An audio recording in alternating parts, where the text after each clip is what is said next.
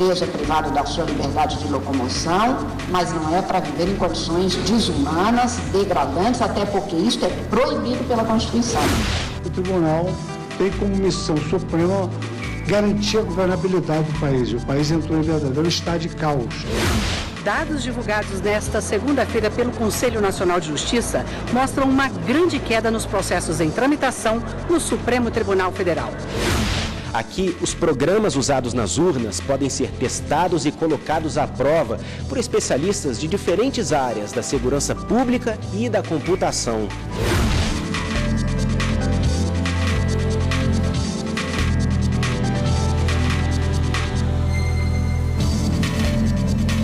Olá, boa noite para você. O Supremo Tribunal Federal realizou hoje a audiência pública sobre a política que instituiu o preço mínimo do frete no país. A repórter Carla Lucena acompanhou a audiência e tem outras informações para a gente. Vamos falar com ela. Boa noite, Carla.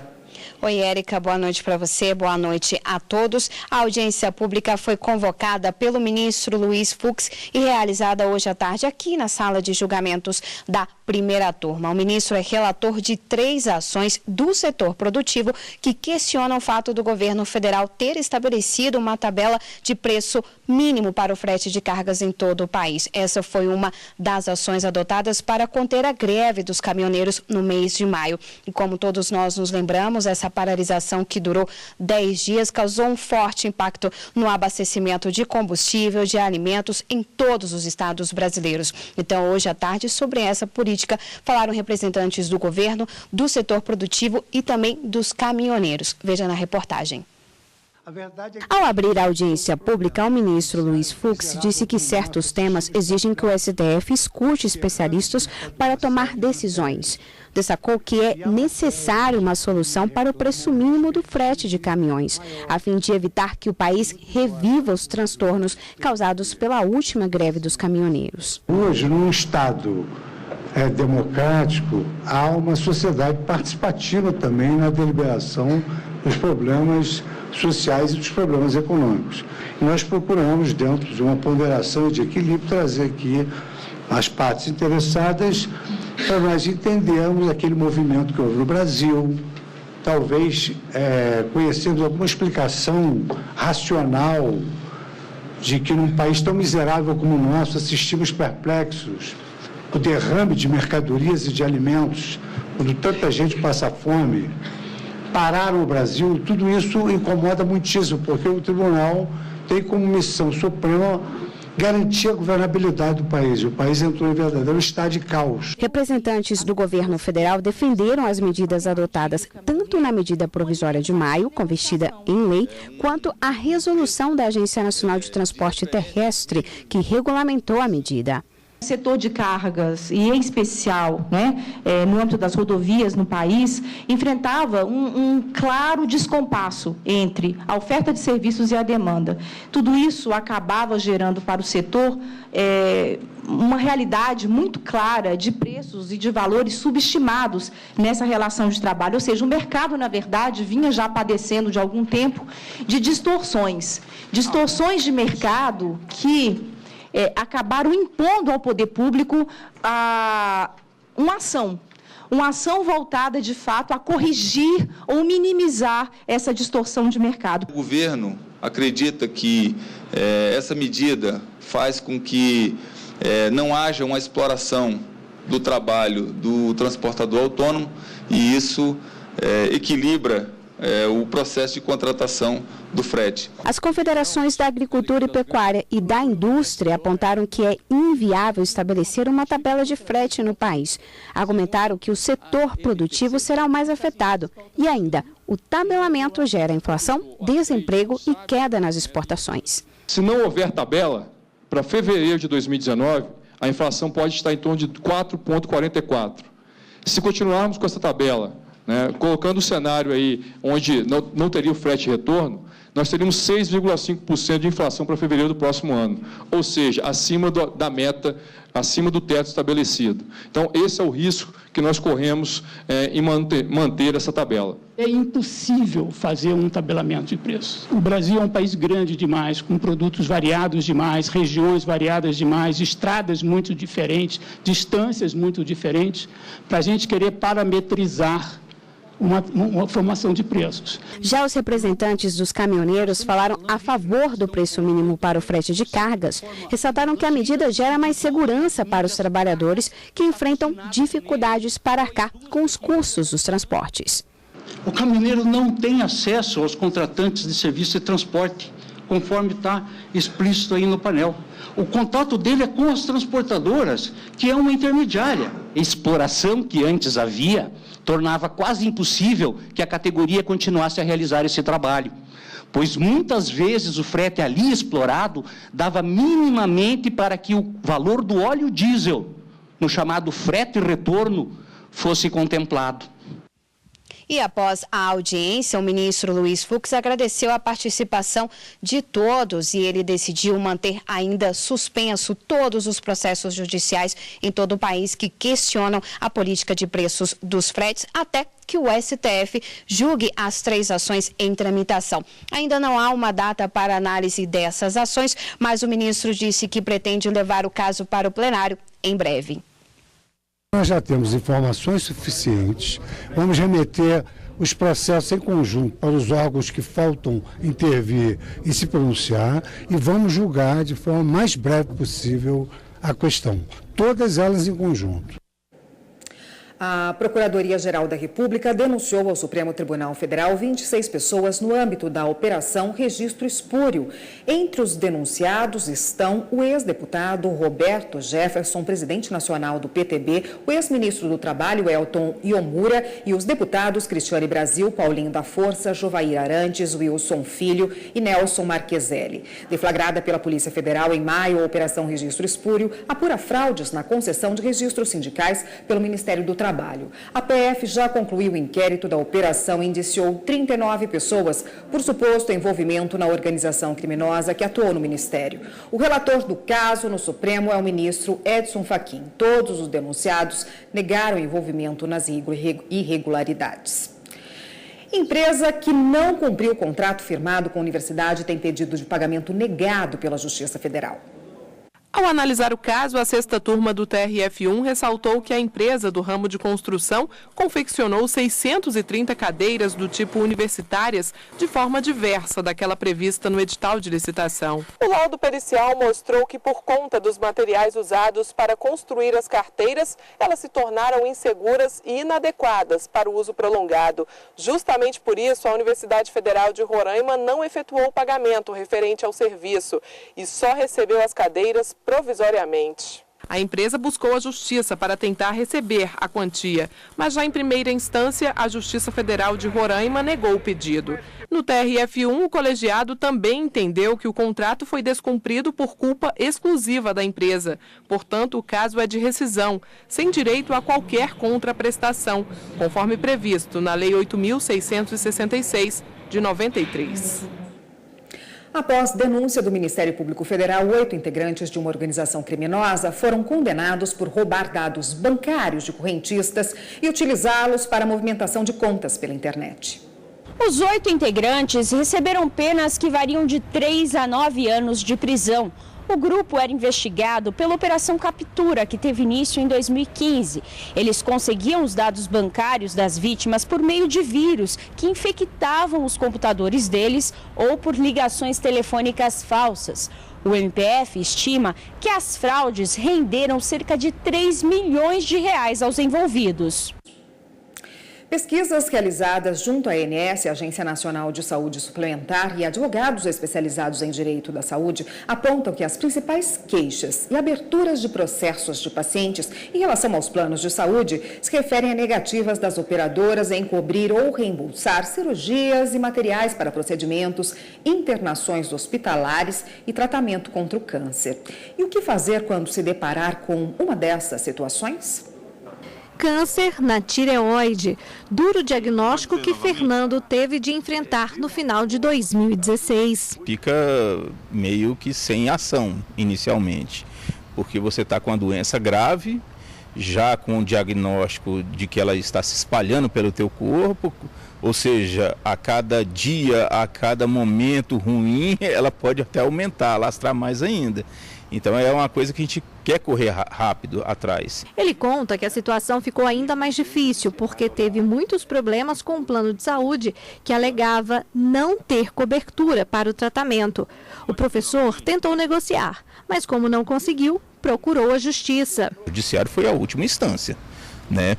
A gente eu não teria essa atitude leviana. Primeiro eu vou tentar com quem me negou, porque entendeu o porquê. E realmente eles não souberam me explicar, simplesmente negaram e não quiseram dar muita atenção. Essa negativa, quando de eu entrar na justiça e ter o atendimento, isso foi bem rápido. A negativa de atendimento de muitas operadoras de saúde é baseada na lista de cobertura obrigatória definida pela Agência Nacional de Saúde Suplementar.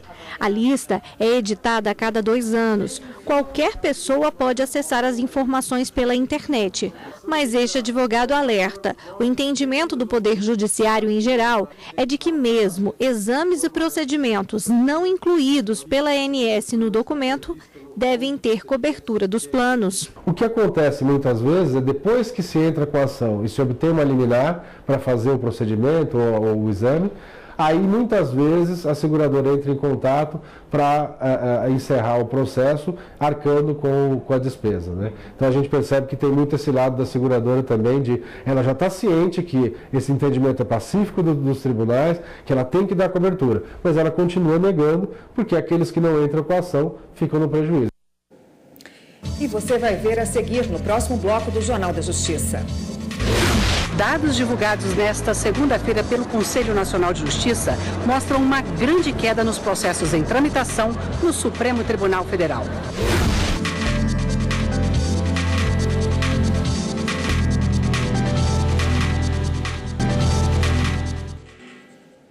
Mais de 80 milhões de processos tramitavam na Justiça brasileira em 2017. O levantamento foi divulgado nesta segunda-feira em Brasília. Os dados foram levantados pelo Conselho Nacional de Justiça. Em 2017, 80 milhões e 100 mil processos aguardavam solução definitiva em todo o país. Cada magistrado julgou 1.819 processos. 2 milhões e 400 mil novos casos chegaram à Justiça, sem contar os de execução penal. No ano passado, 2 milhões e 800 mil ações foram baixadas, um crescimento de 3,2% em relação a 2016.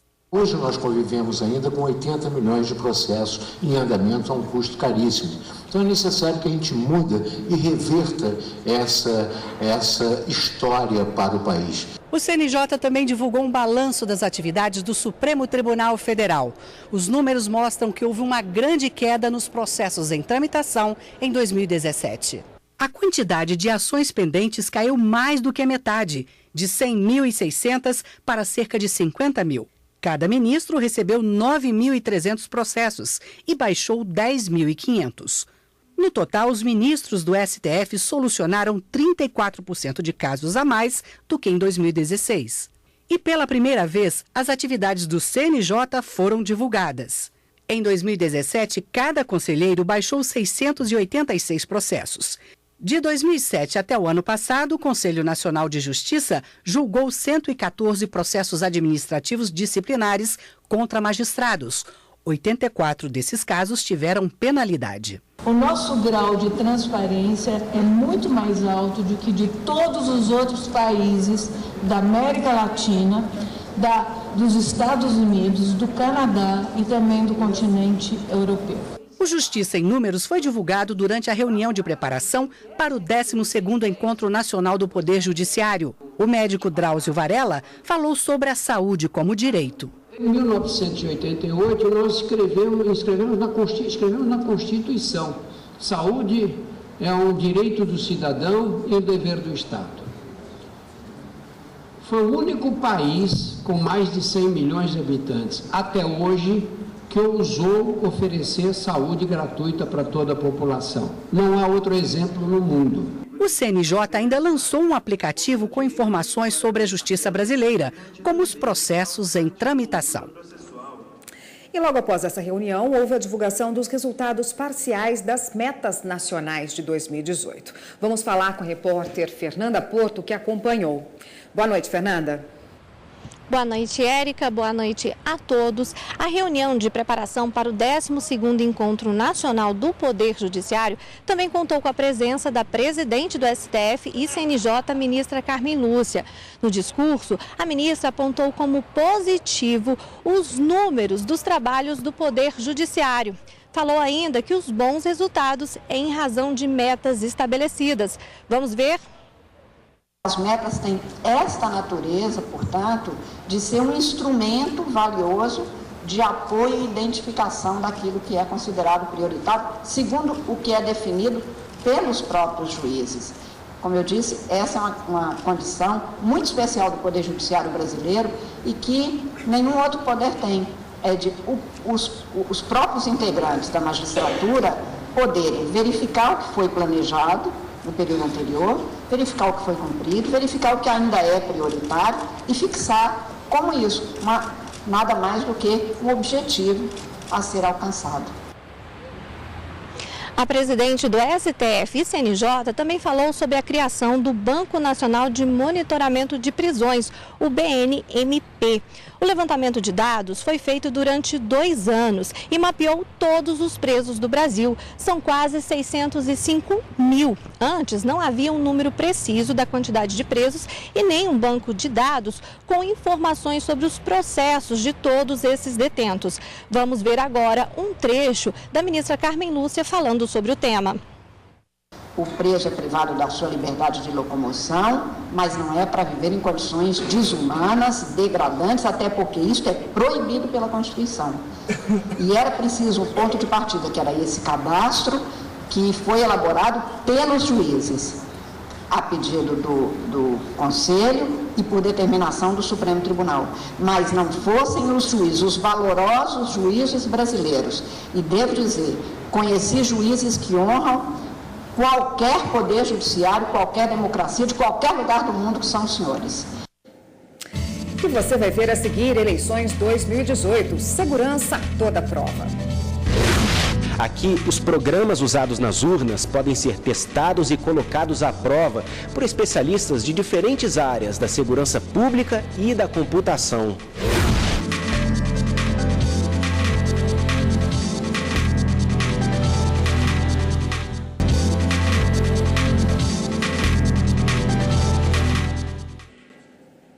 Peritos da Polícia Federal estão inspecionando os códigos-fonte da urna eletrônica a convite do TSE. A verificação vai durar 1 semana e faz parte do processo que garante transparência ao sistema eletrônico e segurança às eleições 2018. Os peritos Ivo Peixinho, Marcelo Silva e Alto Tavares fazem parte do Serviço de Perícia de Informática do Instituto Nacional de Criminalística, vinculado à Polícia Federal. No dia a dia, a missão deles é investigar crimes cibernéticos e produzir provas por meio do uso da informática. Normalmente entram em ação após a descoberta de um crime.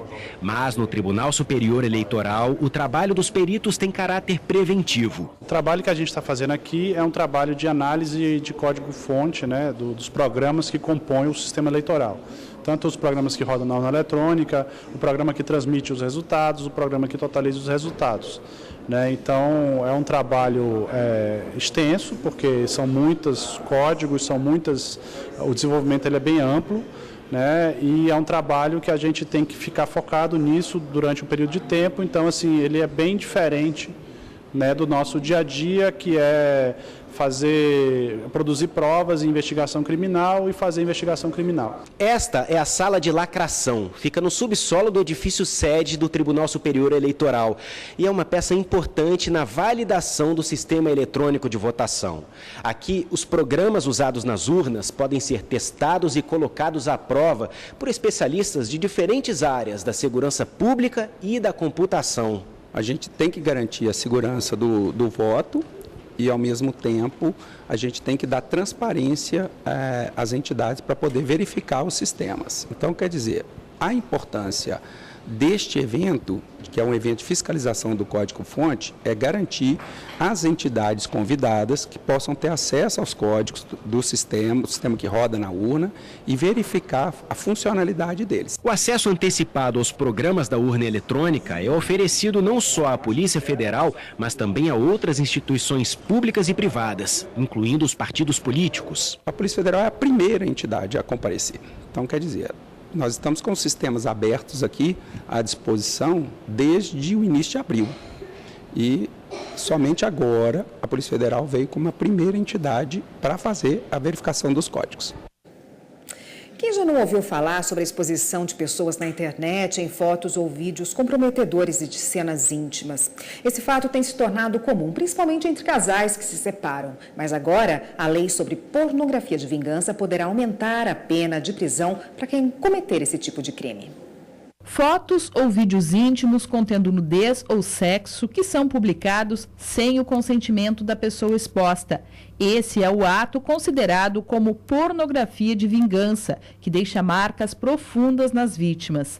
O projeto de lei número 18 de 2017 prevê a tipificação do crime com pena para quem registrar ou divulgar de forma não autorizada cenas da intimidade sexual de uma pessoa. Aguardando a sanção ou o veto da Presidência da República, o projeto passou no Congresso Nacional. O ato se configura crime, seja a vítima de qualquer gênero, mas na maioria das vezes quem publica as imagens são os homens. Quase que com exclusividade, né, a gente vê, e especialmente nas questões relativas à aplicação da Lei Maria da Penha, o que se vê é de fato que os homens é que fazem a publicação e a exposição indevida, então, desses materiais. Como ainda não há tipificação desse tipo de delito na legislação vigente, a pornografia de vingança normalmente tem sido enquadrada como crime contra a honra, como a injúria e a difamação. Se aprovado pela Presidência da República, a pena será mais severa. A pena prevista para esse delito será de 1 a 5 anos de prisão, enquanto que, utilizando os delitos contra a honra, injúria e difamação, a pena é de 1 a 6 meses de detenção, ou seja, não há nem encarceramento, né, do autor dessa violência. Recentemente, uma enxurrada de casos foram denunciados, incluindo o vazamento de imagens de pessoas famosas, o que colaborou para a criação do projeto de lei que prioriza a proteção da intimidade das pessoas. A impunidade acaba ainda sendo uma das causas para que, ou pelo menos a sensação de impunidade, né, para que esses comportamentos continuem acontecendo. Nada melhor do que sair um pouco da rotina, ainda mais quando se é estudante, não é? Alunos de escolas públicas de Alagoas deixam um pouquinho a sala de aula para aprender o prazer da leitura e da música por meio do programa Cidadania e Justiça na Escola do Tribunal de Justiça do Estado. Olha só que legal. Música, livros, contação de histórias, cultura. Essa é a proposta do projeto Praça Litero-Musical. É um sonho muito antigo que eu já posso abrir as portas para a comunidade e dizer a eles o quanto é importante a leitura e a música. Durante todo o dia, a programação envolveu cerca de 400 alunos de 5 escolas públicas, municipais e estaduais, que fazem parte do programa Cidadania e Justiça na Escola. A gente faz essa atividade aqui, o PCJE incentiva, né, em parceria com o ProLei, com o Espaço Agenda, mas a gente propõe que a escola dê continuidade a esse trabalho lá na instituição, não fique só aqui no evento. Enquanto rolava a apresentação musical, ao lado, a Ívia aproveitava para pintar o rosto com o artista plástico Paulo Caldas. Amei, tá linda, incrível. Não esperava que ele ia fazer essa arte aqui tão bonita. Para o Paulo, que sempre participa do projeto, é um prazer poder passar arte para estes adolescentes. Eu tenho, além do prazer de trabalhar com a arte, eu tenho o prazer de estar construindo uma coisa positiva lá na frente, sabe? Eu sei o quanto isso significa, porque eu sei o quanto a arte me educou, sabe? Estou levando muitas coisas boas aqui em relação à harmonia, o convívio aqui foi ótimo, maravilhoso. Eles percebem que a literatura e a poesia, sobretudo, é mais do que só letras. Então é versos, sons, ritmos, e isso é muito importante para eles. O Jornal da Justiça, segunda edição de hoje, fica por aqui. Para você, uma ótima noite. A gente se vê novamente amanhã. Até lá.